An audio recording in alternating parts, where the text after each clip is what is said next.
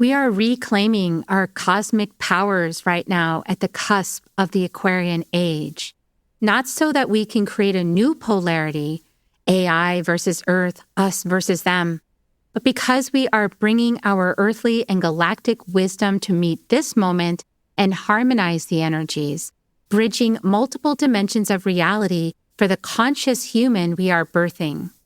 Deanna Devine is joining us for this conversation.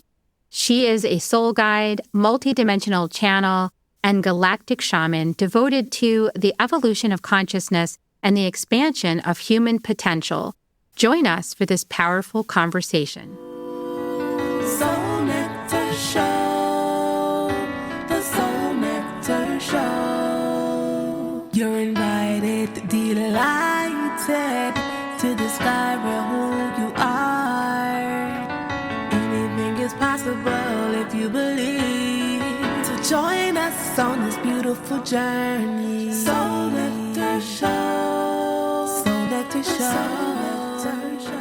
Hello and welcome to another episode of Soul Nectar Show, that show where we talk about all things essence, where we gather around the campfire and share our stories of connection to that which is greater than us, to the big mystery beyond the veil, to those synchronistic moments that lead us inexorably to a new understanding of ourselves and what we are doing here on Earth at this time of the Great Awakening. I'm your host, Carrie Hummingbird, and I love having these conversations week after week. And I've been doing this for over 10 years, as you know, and I'm feeling excited about that landmark. And I keep mentioning it because it's like a big accomplishment to keep going and keep showing up and doing the work and having the conversations and opening up all of this beautiful medicine. So thank you for being with me. If you're just joining us now and you've never seen us before, or you've been with us for a long time, either way, it's all welcome. And so we're really grateful to have you here with us.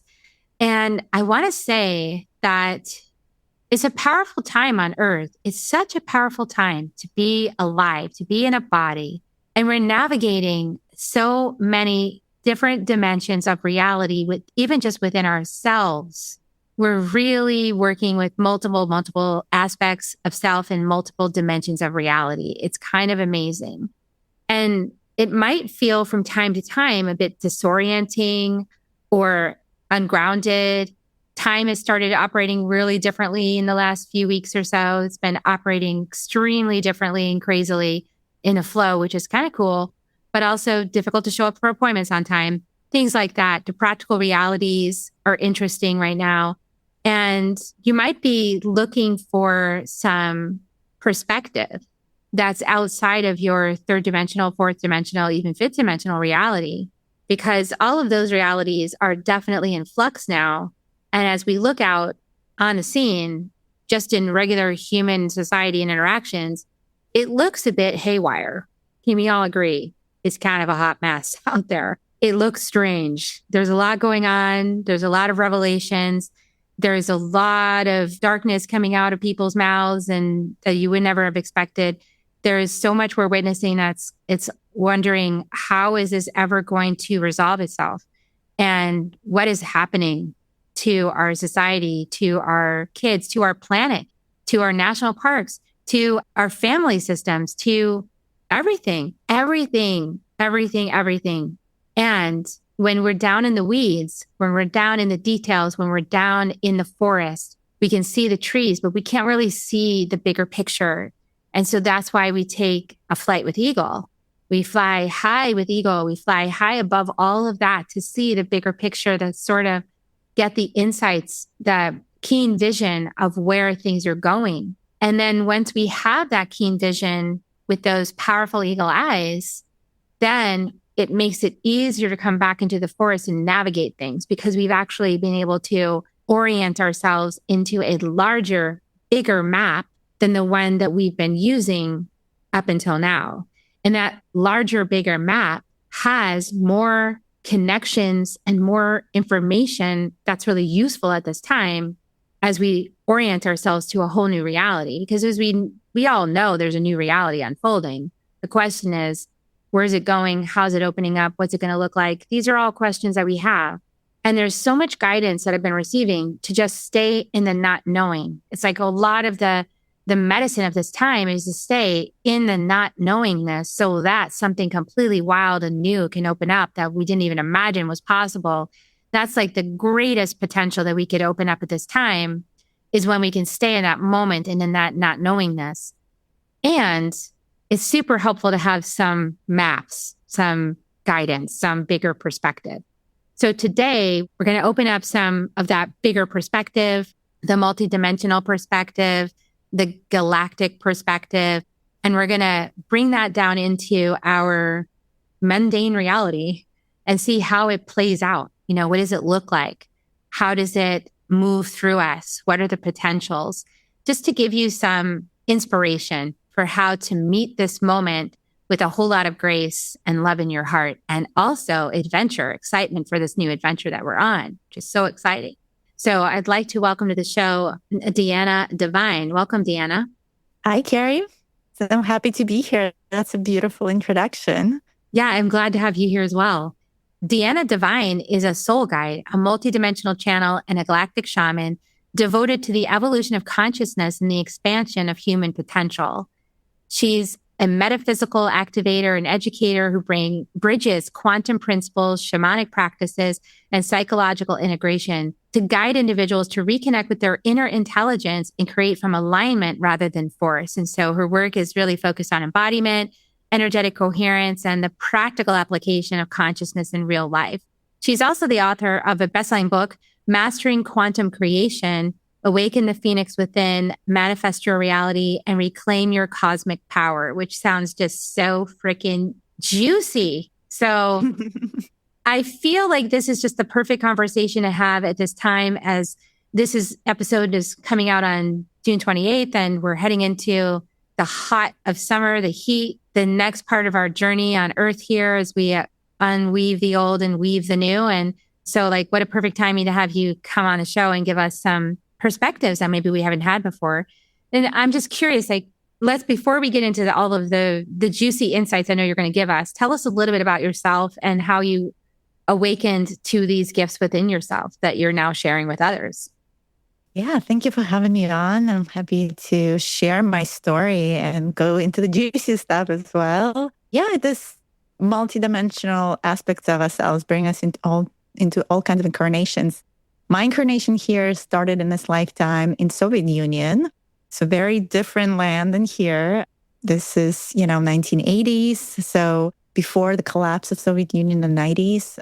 And when I was 10 years old, my parents kind of were feeling things are changing. And so we immigrated to Israel. So I actually grew up in the northern part of Israel. And that was interesting, very different world where I was living next to Nazareth, which is like kind of where Jesus lands were, and in this ancient, beautiful, very open environment, and at the same time, very polarizing environment. So kind of coming from Cold War Russia to Belarus, specifically Minsk, to Israel, very open environment. And yet, I was there during Gulf War, during a lot of interesting events that kind of really showed me new perspectives. So it's so interesting you were talking about the ego, because in my book, actually, I write my first chapter, and I had this also very shamanic way of describing my life. It's kind of like the scorpion years were the beginning of my life, where it was, where I got to see death face on, during the war. Also, someone committed suicide. But really, when I was 14 years old, I was on a bus stop with a friend of mine, and this voice internally started really commanding me to leave the area. And luckily, I listened. I mean, I wasn't as connected back then. I didn't know what that was about. But that was the first time I actually experienced my higher self. And luckily, with all the internal fights, I still listen to it. As a teenager, you don't know exactly what and what. And then, the bus stop blew up. That was the first terrorist bombing in Israel in 1994. So there's a lot of eye-opening events. And I think that one specifically is really when I started questioning reality. I started questioning, like, how did this voice know this is about to happen? What exactly happened? I started kind of on the contemplation level, digging deeper into understanding of self and realizing it's much more than you meet the eye. There are things that are beyond this perceptual lens. And, I came to the United States when I was 15 and a half. I just felt like I needed to get out, and I stayed and lived with my grandparents. When my uncle went to college here, had to go back and figure out army situation. But during that like early 20s is when I really started kind of diving in deeper into this whole spiritual world. I had my first Reiki initiation actually in Israel when I went back when I was 20. And it was beautiful and profound. That's when I started feeling energy. And the minute I started feeling energy, there was no stopping because I wanted to put my hands on everything and heal everything and realize I've always done this and I always knew this. And that took me into so many beautiful, curious places around the world, exploring different modalities from shamanic modalities to psychology to quantum. It's kind of like dancing, doing a lot of ecstatic dance teaching, and kind of just like went deeper and deeper. I feel going to festivals and exploring, I feel this reality, but also physically exploring. Late 20s, beginning of 30s, I was courageous soul and I was like, I got to see the world. So I went backpacking 3 times around the world, pretty much. So I really got to see perspectives. And I think those perspectives helped me a lot to really be grateful for the present moment, for what I have. And that I also can break patterns, that I can break this whole paradigm of 9 to 5, that I can really explore beyond the known. And so the minute you start kind of breaking the matrix, so to speak, and seeing what's out there and realizing, oh, wow, like these people in the jungle, in this little village, they don't have anything, but they're like the happiest people I've ever met. And they do these ceremonies. The whole village gets together on a Friday night and they drink this medicine together and they cleanse, they connect to the stars, they connect to the spirit. And how beautiful is that? But yeah, they have nothing really. And that beauty and simplicity of life was just so encouraging.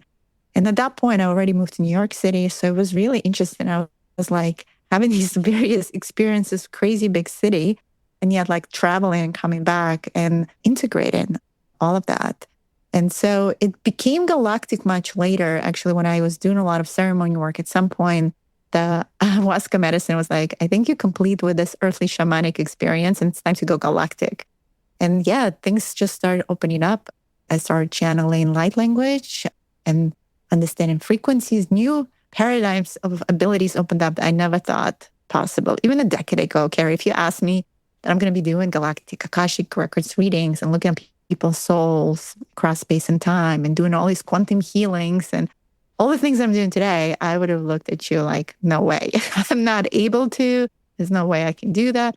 I think that those limited beliefs of what we are, who we are, is what stops us from what is possible. And I believe everything is possible just based on my experiences, because I never really thought I'm a psychic. I never thought of myself as a channeler or that level of healer.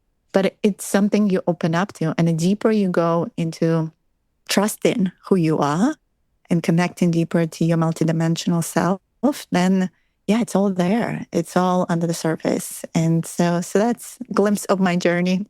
I love that. Yeah, I can resonate too with the experience of having the shamanic part.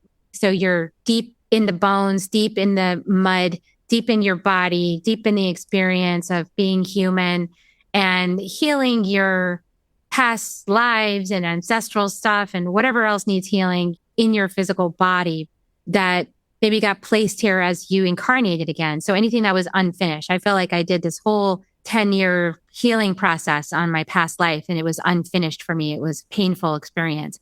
So I feel like now it's like, yeah, okay, so this integrated. So now I get this other piece, the psychotherapy, right? That happened in the first 2 decades, like weekly psychotherapy and all of them, understanding the mind. It's like we get brought through these phases of development so that we get all of these pieces of the puzzle that we get to integrate. Exactly. And I think you came on my podcast, The Soul Communication, we talked about that. And so, yeah, the phases, I kind of skipped about that, but it's like the scorpion and the eagle. So, right, you're in the mud, so to speak. And then you come out of the mud and you starting to see like an eagle from the perspective, right? Flying higher. And then from that moment, there's a moment where you actually done being an eagle and you choose to transform and transmute what's not serving you anymore. And that's when you emerge into the phoenix. And this process of phoenix, that's like part of my book, Awaken the Phoenix Within, is reclaiming our power, but also knowing that we can go through this resurrection process again and again. And there are some densities, some aspects of ourselves, some past lives, parallel lives, whatever, they all happen simultaneously. We can integrate that. Those are in shamanism, we call them soul pieces, right?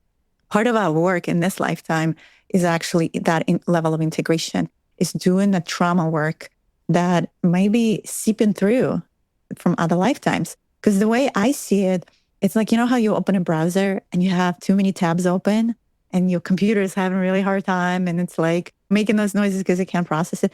Sometimes we have to close those tabs because the tabs are also leaking energy. Those tabs can be traumas in those situations from this current lifetime. It can be other lifetimes, galactic, earthly, you name it. And so the more we can integrate back these soul pieces and close the tabs, and sometimes you get to a point where it's like you need a full reboot. And if you don't do it, guess what? The soul, the spirit will do it.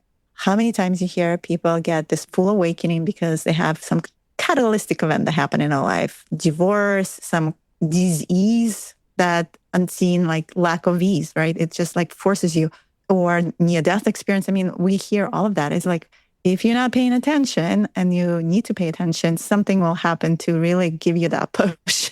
And that's the reset. That's like someone hit that reset button. It's like, you got to reboot that whole thing because you're just on the wrong pathway. And so for me, it's like noticing these reset moments and noticing where things need to shift and pivot. And that's how we learn. But it is that Phoenix journey, because ultimately it's not a one-time event. How many times through our lives where there's this a version of us that exists, but that version comes to a place where it's no longer serving us. And it's time to go into the fire, burn through what's not serving us, let go, which is a very hard place, and emerges this new version, more coherent version, stronger version, more resilient, and more in the heart. Because as we burning through these layers, we coming into our heart, into embodiment of who we truly are, and deeper remembrance as well. At least, even if we don't know the pieces, it's just like there's more harmony within us, more peace. And so it's tackling that inner war, because the external validation that we're constantly seeking from outside the world, that's like the distraction. The work is really from inside out. And so doing that recollection and reconnection, it's the work. And it might take, you were talking about a decade. It took me in this lifetime, fully awake, over 25 years to collect my soul pieces. I just literally integrated my last one like a few weeks ago, even though I thought it was done. And it was me in Mayan timeline. I was a Mayan shaman who was beheaded. It was part of the sacrifice practices, but I found that place in 2012. It took me all around through Central America to find where exactly it happened. I found it. It was in Tikal. I write in my book about it. This beautiful complex called Mundo Perdida, which is the lost world. This is where they used to converse with the stars. So they would take mushrooms, drink cacao, do all these rituals, do their fire ceremonies. And so remembering that aspect of self. And of course, as life would have it, I ended up back there pregnant at the end of the world in 2012. If you remember, December 21, 2012. Oh, yeah. I mean, 2012 was when I really started my path in earnest. So that was a big year. 2011 is when I woke up and I was like, oh, I have to leave. That's the end of the rope. This storyline is over. Moving on, yeah. Well, 2012 was quite a year. Yeah. Yeah, we did. And for me, it was like, I was like 7.5 months pregnant. Here I am at the end of the world. And then with a group of 50 people or so, I didn't know where they're going to set up their camp. And I'm following them. And it's a really big park. It's like 3 miles wide. And then I'm following them. And they're setting up their ceremony, their fire ceremonies, right in that section of Tikal, of that park. It's talking about karmic loops and like closing contracts. And I realized I'm like, this is closing that chapter, but also opening a new one as I'm carrying new life into 2013. It's so powerful. This has been a time, this has been a lifetime of that inner reconciliation. And like you said, like tying up the loose ends, the things that were unforgivable, like actually coming through and finding forgiveness for it, integrating the lessons and medicine of it, bringing it forward in you in a different way. And whatever that looks like for each person is going to be intense for sure. Those last few things that you couldn't forgive, if you're on this leg of the journey, I feel like. And I feel like there's also been this stepping into leadership part too, where along with all of the reclamation, let's say, of all of our divine gifts, it's like, how do I know what to do with altars? I don't know. I just know. How do I know what to do with feathers? I don't know. I just know. How do I know like who sings through me? I don't know. I just know. It's like at some point you just know. And so you just do it because you just know. It's not thinking about it anymore because you just are that and you just remember. But not all of us have, let's say certain pieces of the puzzle maybe haven't opened up yet. Like you were talking about access to the higher realms and things like that. And I will have occasional, even though my oversoul is white eagle, I don't walk around like just hanging out with high council people. Like I don't think I do. Carrie is just Carrie. Like Carrie's living Carrie's life and Carrie's walking around. So that's not really opened up for me. Like I don't have like just constant awareness of that.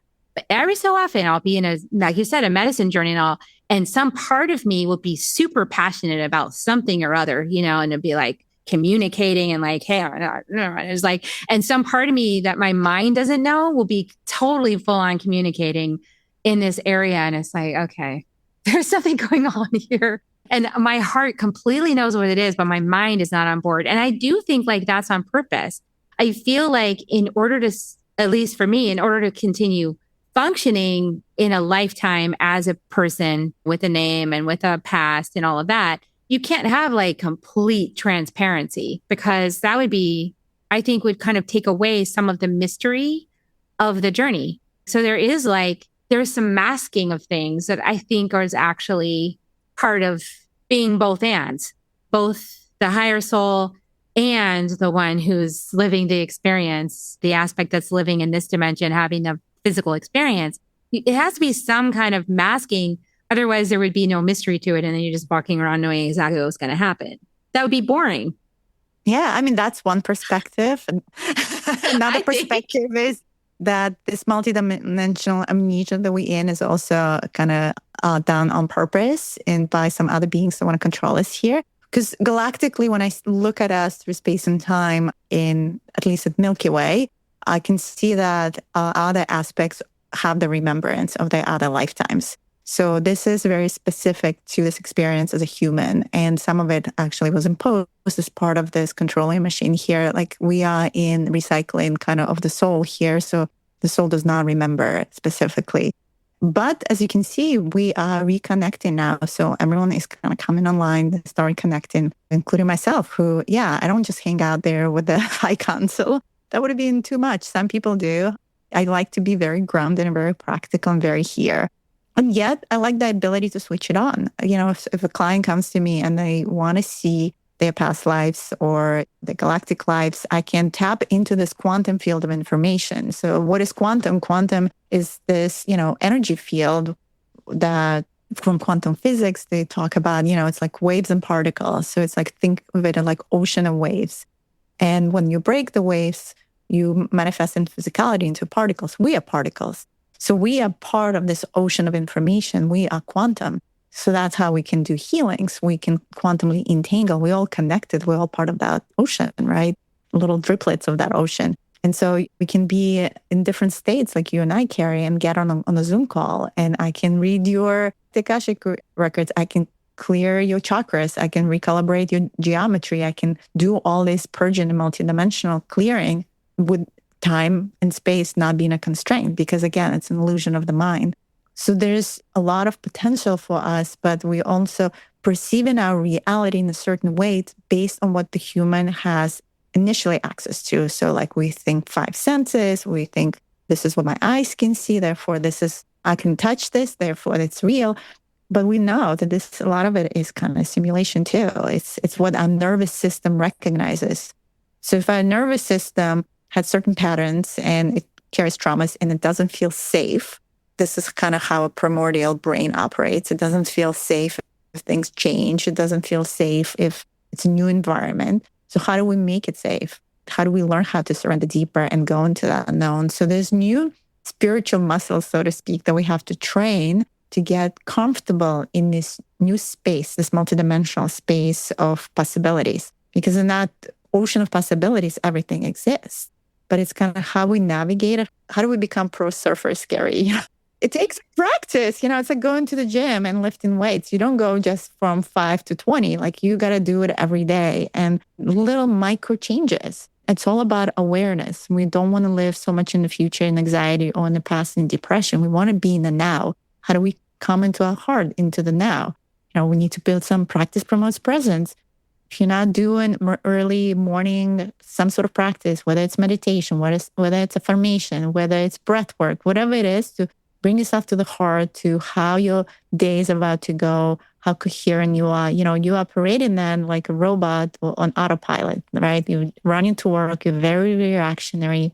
You kind of wake up in the morning feeling groggy and continue through the day feeling groggy without awareness of your emotional state. So one thing we have to train ourselves is how to control our emotions. How can we shift and pivot? And we are full spectrum beings, so we can feel. And that's the beauty of being in this body, because this body has over 30 different genomes of different galactic beings. We are actually like a garden of all of that. And we're able to actually experience reality and these emotions like no other. So that's why they're so fascinating with us. Now you start hearing a little more in the news, galactic, whatever, UFOs, things that will unravel in the next few years in terms of disclosure. But really, like, we already have these contacts. But why they're interested in us, why they're like, Earth is such a big deal? Because we are an experiment. This earthly garden has been planted by us, actually, when we were star beings in other constellations. We came here from other places. A lot of us are star seeds. There are earth seeds, obviously, here.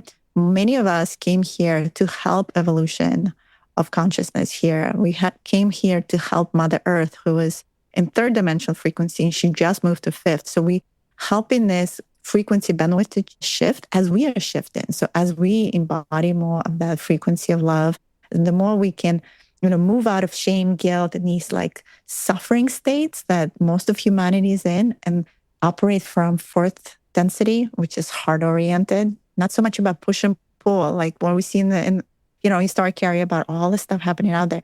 That's third dimensional density. That's the push and pull energy, like, because it's finite. Let's have a war. Let's fight over resources, over oil. It's like me versus you, so transactional. Have you noticed when you're like in a connection or relationship with someone and all they care about is the transaction itself? What did you give me, Carrie, versus what did I give you? It's so draining, I believe. And I think we've shifted into this more abundant, overflowing type of relating, where it's through the heart space. We just, in one flow of ocean, we would contribute into the greater whole. We recognize we interconnected. We recognize that some service, the work we do to others is also the work we do for ourselves. So it's personal, it's collective, and then it's like planetary consciousness. We all responsible. So we become stewards of the frequency. And how can we support it and hold and anchor it? So a lot of people who, like myself, like yourself, Carrie, like we are holding that frequency like the mothers, this container for others to step into and get on board and feel that too. So it's like this love ripple. That's my mission, like love ripple. One change, you can create little ripple. That person is going to go and shift someone else and shift someone else. And that ripple of love is moving through this planet right now, this realm. We see. So even though everything seems so grim from one perspective, that's the polarization aspect. On the other side, it's just so much incredible stuff happening. People are changing their lives. People are waking up. There's like huge shifts I'm seeing, even with people who I could never have this conversation on any of this. All of a sudden, listening to my podcast or your podcast, Carrie, which is kind of deep. We're not sugarcoating things. And some of it might be very foreign still, and some of it does resonate. So like really going into resonance of like not listening to the noise, because there's so much noise, but going back inside and it's like, does this resonate? Does the information resonate? Just because it's a teacher calls himself like a guru in New Age community doesn't necessarily mean this is correct. Yeah, well, so you have to go in, right? And like discern. Yeah, discernment. I kept getting the message that discernment is like the major lesson for this time on the planet, and probably for the foreseeable future, probably definitely the rest of this lifetime and maybe the next couple, is like discernment. What's true, what's not, because everyone's going to take their own time and like coming to these dimensions, these upper dimensions, they're going to take their own sweet time with it. I have impatience in my chart, so I'm like always impatient with how long it takes. But I have to remember, like, I've been on this planet for probably thousands of incarnations. So I've been guiding this whole DNA thing, at some level for my soul. So like, I'm already aware of all this. And so if you've had a lot of lifetimes on Earth, well, it's easier to get your feet on the ground. But let's say that you're like Arcturian and you haven't been on this planet for like a really long time because it was way too dark and dismal for you to even attempt to put your body in this place. Then yeah, it's going to take you a little while to figure out how to get your feet on the ground, right? It's going to take a little while to figure out how to connect with Mother Earth, the mushroom mycelial network, all the beautiful grid of light. It's going to take a time to figure out how to become that tree of life. It's not going to be like instantly that you figure it out. It's going to be lifetimes. And that's what we're here for. We're here to anchor this. Those of us who've been here for a really long time, had lots and lots of experiences. We had our time of this past couple, 20, 30 years you're talking about to like do your work, wrap up your stuff, because it's not going to be about you going forward. It's not about us anymore. It's like us being in service. That's like the new frontier. And I feel like it's really important that everybody get grounded.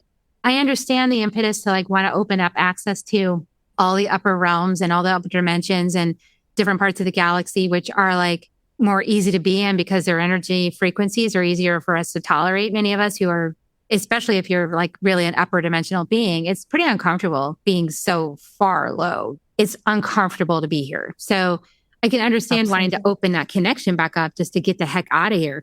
Like get me out of this meat suit.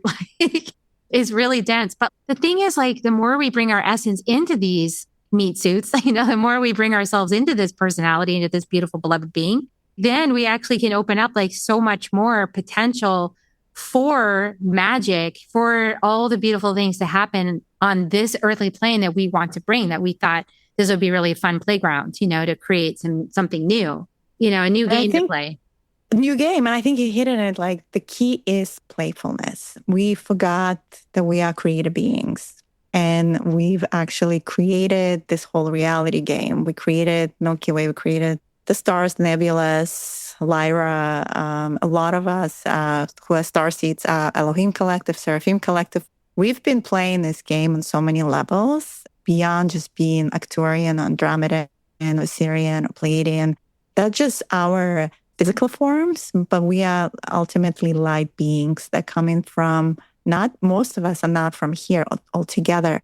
Milky Way is actually a replica of Andromeda galaxy, so with less dimensions. So in order for us to experience physicality and expansion of consciousness, we created the Milky Way because that was part of the experiment game. Earth is just another, of course, variable in the bigger, long game. But even if you look astronomically, it's really interesting because Andromeda Galaxy and Milky Way are going to merge together in linearly in 4.2 billion years. Like they are coming back together. So talking about children that are now coming in, right? As you said, they don't have as much experience. My kid is her first time on Earth. I just mentioned I brought him in 2012, 2013. And that was the whole thing. Every shaman that saw me, they were like, new frequency. You got to burn through your stuff here, girl. You got to level up to bring that in. So he was a great teacher for me. He's 13 years old now. And yes, he has been having a hard time being here with all kinds of label like ADHD, which I like to coin as attention dial to higher dimensions. And so these children, they operate really differently. Yeah. The way they hypercompute things, the way they connect into things or disconnecting, it's a bit of both. And it's a challenge. And I know there's a new wave of children coming from Andromeda Galaxy in the next year or so. So it's going to be different new frequencies coming in. And we need to hold out for them and support them in, their evolution in, through our, like you said, many lifetimes here and understanding of this planetary grid. And things are going to really shift here. We also have a new paradigm. I talk a lot in different podcast, but I was just also in California and the topic was awakening the quantum human at the age of AI. So talk about AI, right? The elephant in the room. And the elephant in the room is going to exponentially change our lives in a way we can't even fathom. So AI is great in the way that it can allow us to be creators. Like I created a whole Oracle deck. I had the download and I created all these images and everyone loves it with the help of AI as a tool. But we have to remember that's artificial intelligence. That's synthetic. We are the source intelligence. We are the creative beings. This is just a helper tool. As long as we work with it for us to continue to evolve, it helps us in that expansion of consciousness. Wonderful. But where it gets dangerous when we start outsourcing ourselves completely to something that is just starting to learn from us. It's mimicking us. It's really good in pattern recognition. Yeah, it's a very good mimic. Yeah. It's a very good mimic. But what doesn't have, Carrie? It doesn't have empathy. It doesn't have curiosity. It doesn't have all of the qualities that true human has. And so really getting back to our humanity, right? What really matters, like the connections we have with people, that one-on-one, that presence, and using AI in that way, but also being really cognizant, where does it fit into our life? And so there's going to be structural changes because there's definitely, from galactic perspective, there's like twofold things here because I'm seeing kind of like, let's say, an Andromeda system. They use an AI a lot, but it's organic AI. It's like embedded in their biospheres. It operates the ships. They kind of interact with it. But ultimately, the decision-making, it's by the humanoid, the being, not AI. But it's very different because it's organic. Digital AI, it's kind of almost like its own gamut because we don't even really have a full understanding of it. And also, if anything we learned from our lives on Earth, like Atlantis, things got hijacked. Things kind of went really the wrong way when we started playing with technology, not in conscious way. And so it's important to be constantly conscious about what we create and how we creating it. What's the purpose? What are the ethics behind it? Everything you consuming information-wise into your system, and also what are you outputting, right? Are you there to inspire others? Are you there in service? Do you have like pure intention? And also what kind of information are you consuming, whether it's from AI or some news channels, whatever that is, because that also pollutes the system. So how can you keep pure? The purity of the mind, of your emotional state, of your beingness. I think this type of spiritual hygiene is so important these days to really have strong boundaries, AI included. Knowing what you are versus what AI is super important these days. Yeah, it's back to that discernment thing. And there's also the sustainability because we are in a transition phase, right, with the technology where it's growing faster than we have the technology to make it sustainable for the planet and healthy for the planet. We're sort of ahead of ourselves a little bit and we need to slow it down just a tad to get back into this 7th-generation conversation. How are we going to roll something out in a way that's sustainable, that has a technology that it doesn't use up vast portions of water, which is what's happening now, so it's using up a lot of water on the planet, just like evaporating this water out of places that were full. Like there's been like full lakes, like Salt Lake, for example, that's now dry, right? Because of this. So we're moving a little bit faster than we're ready. The data centers are really requiring a lot of capacity and power and heat and everything to operate it. And so, there hasn't been good governance. And that's the problem. I think that's what happened. That's why I mentioned Atlantis. Like if we were to learn from civilizations and what happened 12,000 years ago, we're in that place right now where we have to make some decisions because it didn't end well for us back then. And so it's prioritizing that as well. For sure, it's moving way too fast. And unfortunately, there's a corporate grid, a political agendas here in a lot of this without thinking through all the sacrifices and repercussions of it. That is very interesting, including quantum computing. That's another area that I'm looking. Quantum computing is actually more interesting for me. That is more organic. It's very separate from AI. AI, I don't know if you Star Trek like myself, if you learned anything from these sci-fi shows, they always allude to possibilities, right? We don't want to be grim, but that's in timeline where AI takes over. It absorbs. That's what it tends to do. It absorbs consciousness, like the Borg in Star Trek. Or, these robots go out of hand, whatever that is. So we have to really think through that versus in Atlantis too, they allowed the technology to rule. They started really doing things that were just not morally right. And so the whole civilization had to be taken down because it pushed through that threshold. And so, it's an interesting place. Choices that we make on the personal level really matter. And of course, collective. Yeah, it is important to also, I hear a lot of people in the polarization conversation of the worlds will split and then these people will be over there and these people will be over here and it'll be like a glass wall and you won't even see it. And maybe that's true. Or maybe it's the same as it ever was and we walk the middle way. And so in every shamanic tradition has taught us to walk the middle way between the worlds. And so, yeah, there's going to be some that go way over on the side and then others that go way over on this side.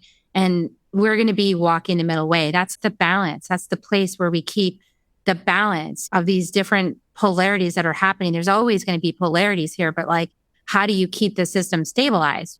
You got to have somebody walking the middle way and building bridges between these two camps and having new ideas about how to fuse these things together in a sustainable way that makes sense for everybody. That's kind of the mature path. And I feel like we need as many takers on that path as possible at this point. I totally agree with you. And I think what you're talking about, bifurcation versus what truly is happening, is trifurcation. And the trifurcation is that middle path in the middle, which is some of us that are recognizing this, where it's more through our own internal sovereignty, right? It's not so much ascension process where we going somewhere but really it's ascension process, which is moving back into your 0 point of the heart. And so there's going to be those who, of course, in whatever descension AI track, like want to go towards that Armageddon timeline. No, thank you. And then there's the ones that kind of really talk a lot about like, moving to 5D, the ascension. But 5D is already here. So it's a little more than just 5D. It's not just about the bliss and La La Land. It's, like you said, having a wall. I had to laugh at that one, having a glass wall, us versus them. It's not so clear cut. And it's always like those of us who really see it as lightness and dark, but really, I don't feel I'm a light worker or dark worker. I'm really a creature of the void. I'm the phoenix, right? I am here to integrate both of these polarities. And I think that is the work. We need to integrate those polarities within ourselves. That starts with us first. The masculine, the feminine, find the balance of those energies within ourselves. Whatever is imbalance, it starts with us. And then from that place, as we come into the 0 point of the heart, we start creating that reality, which you're totally right. We are the bridges between science and spirituality, between AI and spirituality. That's what I'm doing right now. All of these things, they have to interconnect because they're not separate. What you were saying is really important too, about how re-waking up the knowledge of other lifetimes where we have been through similar crisis points and doing it differently this time. So that inner knowing and that tapping into that wisdom is really important at this time, as well as just simply getting our bodies on the ground, our feet tapped back into Mother Earth. Mother Earth's intelligence, she remembers all of this. So like, even if you don't specifically remember your particular part in it previously, Mother Earth remembers everything. So that mushroom mycelial network is really important to tap back into, because then you can get the downloads that you need. I guess there would be uploads, like, you need uploads from Mother Earth. As much as you need downloads from the sky, you need uploads from Mother Earth so that you can actually remember some of the lessons of the past and do it differently this time, right? Like we're making a different choice. That's why we get all these opportunities to try it out a different way. And so, yeah, this is one of those moments. Pretty exciting, actually. I love how you said uploads, because it's so true. Usually when I start my meditation or any galactic work or anything, I always go first to the mother and I ground them there and I connect them to the plasmatic iron core of the mother, because everything we do is really for her. And then from there, we expand up. And so being rooted here is so important, because often enough, everyone's kind of like floating up there. And it's like, that's not embodiment. Embodiment is key right now. But also, I remember, I think it was in shamanic somewhere, I saw like a true bridger, and that's what we are, has one hand kind of towards the ground and the other hand up towards the sky. That's what we are. We are here literally these star beings from somewhere else, but we are here having a physical human experience, and we are connecting to the mother. We are bringing through our vessel all these codes to her as well. And I sync them all the time. I give it to her. Like she's also upgrading through us. So as our frequency changes, we're helping her as well to activate. That is important to remember. Yeah. And it does have an impact on the body. So if y'all are experiencing the unusual dynamics inside your body, that's just part of it. We're being upgraded and all these codes are moving through us on behalf of, right? And so, yeah, it can be a journey of your innards, your insides, physically and also emotionally and mentally and everything else. So, so much Solaris, is having so much activity. And all the light particles that are being released with every geomagnetic storm we receive in them. People call them ascension symptoms. It's not ascension symptoms. It just means this is like back to the computer. So like that, the soul is a software. The spirit is very free. It holds all the information.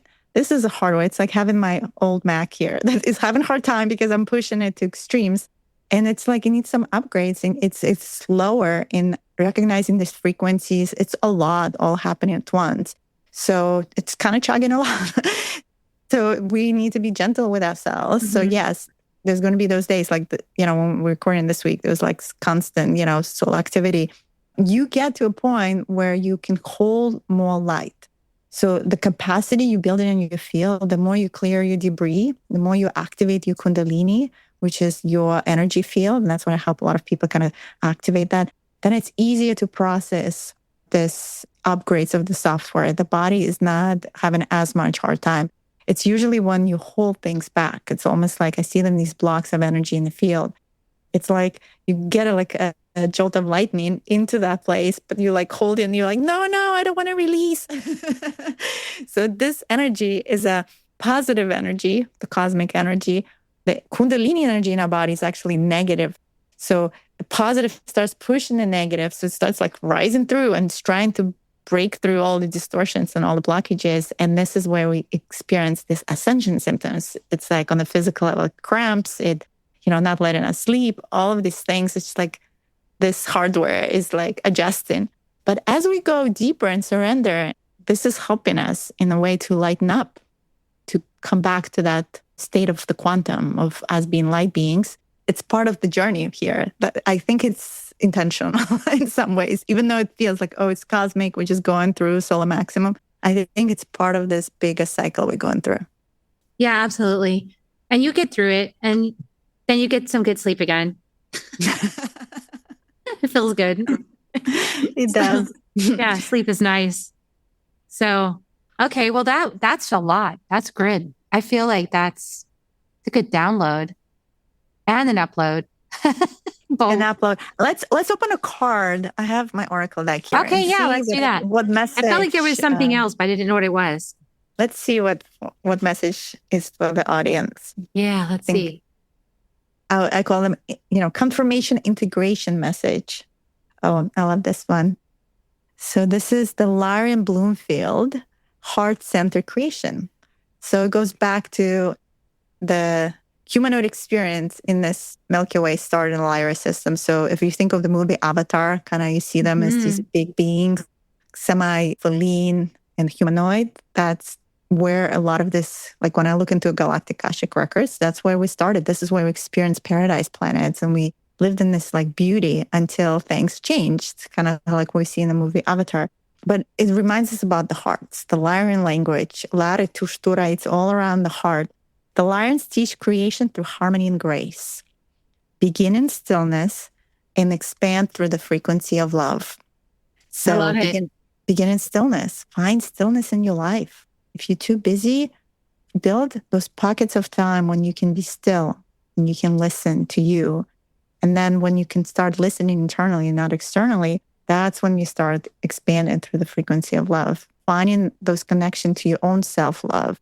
And I feel this is the theme for June, really, in July, because we are kind of, as we're recording this, we're moving into the 6-6 portal, which is all about harmony and love and embodiment and going, like I feel in months of May, we've been purging and clearing and clearing and clearing. We just had a very strong full moon in Sagittarius. And now we kind of merging out of the cocoon, starting like integrating the self-love, integrating self-care, like being more in nature and like connecting, like we finally in the summertime, right? In North America, we can get our feet on the ground. We can really connect to the mycelium network, as you mentioned, my favorite. Hug a tree. Trees are amazing. They have so much information too that can be also uploaded. Yeah, excellent. That's true. Yeah. And as we're opening up so many new adventures. So it's going to be really fun to see how it all plays out.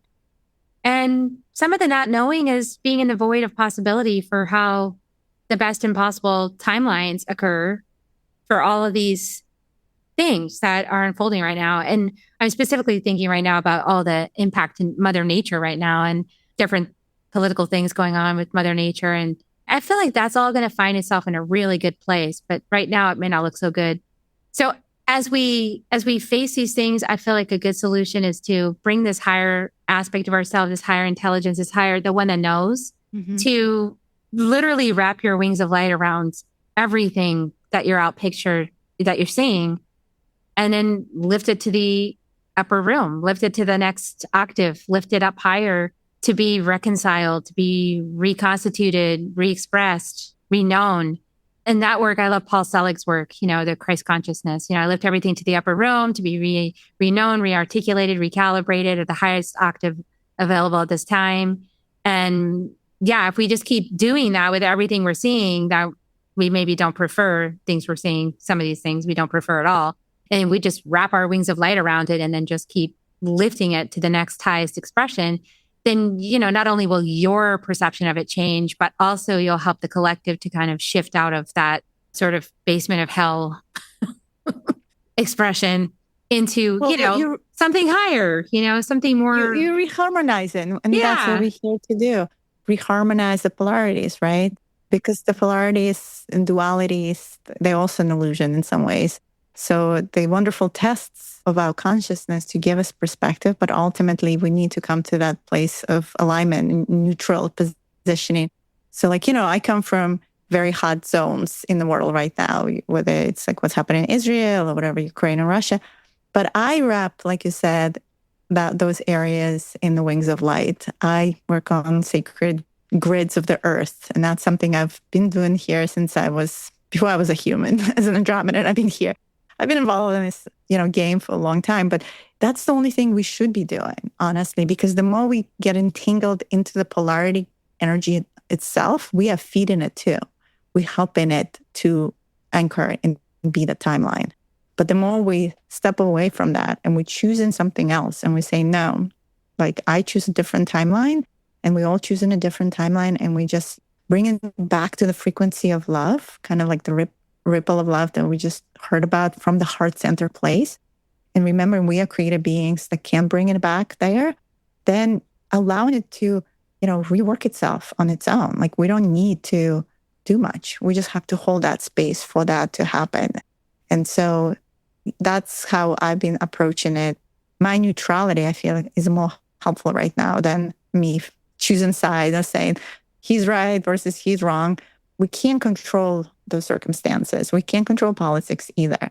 So we might not like it, like you said, but I think the best thing we can do is actually do nothing.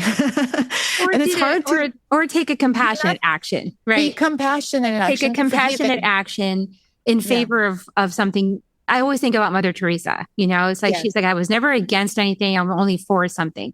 So like, yeah, you see all this stuff that you feel against. And there's a lot of things you could feel against about, but doing that inner work to come into balance, like lifting it all to the upper room, bringing it all into reconciliation. And then from that neutral place you're talking about, then asking what's a compassionate action towards creating the kind of future I want to see on earth? Like what's a compassionate action I could take that would actually lift this whole thing out of that even being a possibility? We're just taking that out of even being a possibility by our collective agreement that it's not.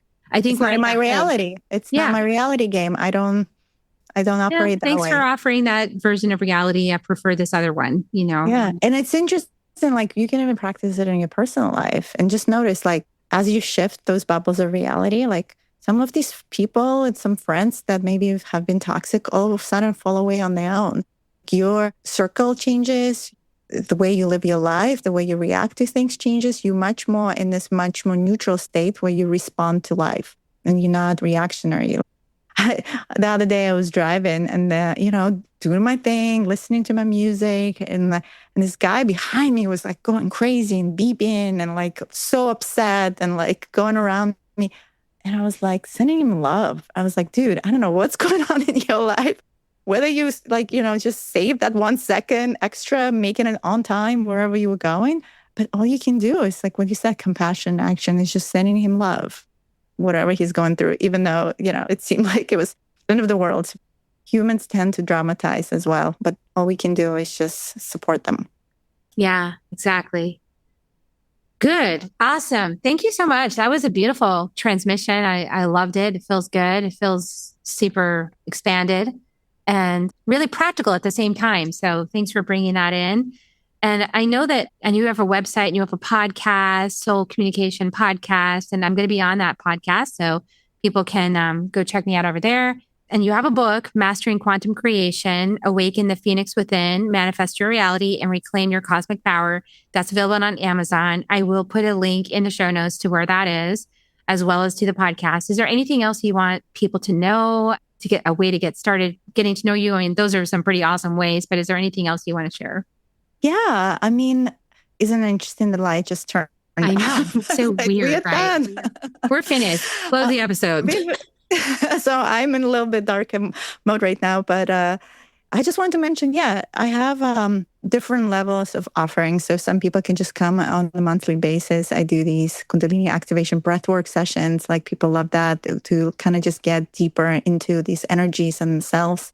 Some people like to take some of my kind of more advanced courses like opening light language, or even doing a 3-day challenge to like repattern their nervous system. I have a self-paced class you can do. I call a Quantum Recode Method, where you just literally listening to these meditations I have. I teach you how to actually put your own meditation together as well. So it's all about repatterning. And ultimately, if you're interested to be in service, I have also in September opening up a cohort of practitioners. So quantum healing practitioners. So we go deep into all of that and learning how to read Akashic records, learning how to do quantum healing and more using light language. It's like very much like advanced course. And that's a powerful way also to step and serve clients. If you feel a calling, you want to go deeper, this is one way too. So that is also available and it's on my website as well. So I have a Quantum Academy and all the links are there. Awesome. I'll put a link in the show notes to your website so you guys can check out these awesome opportunities. And yeah, so please like, share, subscribe this episode, share it out so other people hear about Diana's gifts and all her wisdom that she's sharing and her podcast and everything else. And yeah, I'm going to give kisses now. Would you like to support me and help me out with this? You can do so if you want. You don't have to, but I always give kisses at the end of the show. Thank you guys for staying until the very, very end to get your Reiki kisses. Love you so much. Thanks for being on Earth. Thanks for sticking it out. We're doing great work. Lots of love to you. Have a beautiful week, everyone. We'll see you next week on Soul Nectar. Bye for now. Thank you, everyone, for tuning in.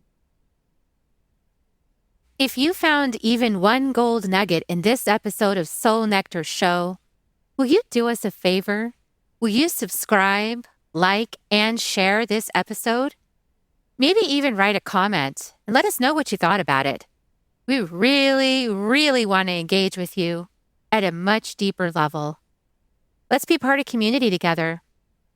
Have a great week, everyone. Bye for now. Soul Nectar Show. Awaken, awaken, show. Take a sip from the drip of the nectar, from the source of who you are. Soul Nectar Show. Yeah, yeah.